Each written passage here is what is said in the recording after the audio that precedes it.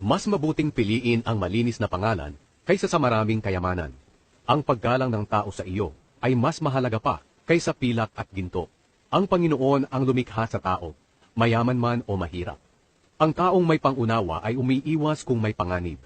Ngunit ang hangal ay sumusuong sa panganib, kaya napapahamak.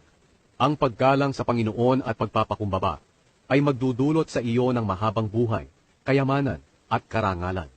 Lumalakad ang taong masama sa daang matinik at may mga patibong.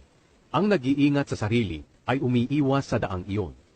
Ituro sa bata ang tamang pag-uugali at hindi niya ito malilimutan hanggang sa kanyang pagtanda. Ang mahihirap ay nasa ilalim ng kapangyarihan ng mayayaman at ang nangungutang ay alipin ng nagpapautang. Ang naghahasik ng kasamaan ay aani ng kapahamakan at matitigil na ang kanyang pamiminsala sa iba. Ang nagbibigay ng pagkain sa dukha ay tiyak na pagpapalain.